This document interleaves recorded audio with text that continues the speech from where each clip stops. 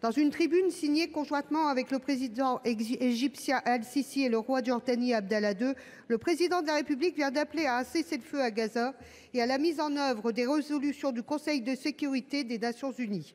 Il demande l'arrêt du processus de colonisation et affirme sa volonté de faire aboutir une solution à 2 États.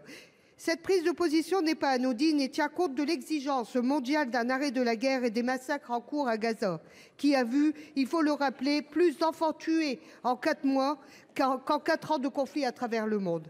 Mais après, serais-je tenté de dire, aussi fortes soient-elles, les déclarations restent sans portée si les décisions ne suivent pas.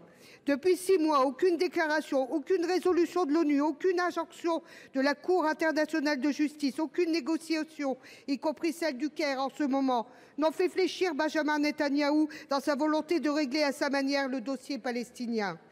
Tant il apparaît aujourd'hui aux yeux du monde que cette guerre dépasse très largement la seule volonté de punir le Hamas des atrocités perpétrées le 7 octobre dernier, atrocités que nous condamnons à nouveau sans aucune hésitation. Il faut joindre les actes aux paroles et aux écrits.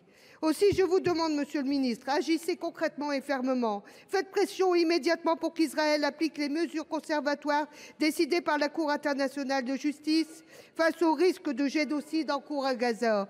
Faites pression sur les États-Unis pour qu'ils stoppent leur livraison d'équipements et de composants militaires et appliquons aussi pour nous-mêmes cette exigence. Cessons de prêcher la paix en alimentant la guerre.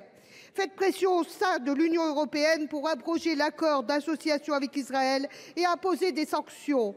Enfin, Monsieur le Ministre, allons-nous nous associer à l'Espagne, la Belgique, l'Irlande, Malte et la Slovénie et reconnaître l'État palestinien, permettant ainsi la coexistence pacifique de 2 peuples et 2 États pour assurer leur sécurité. Merci.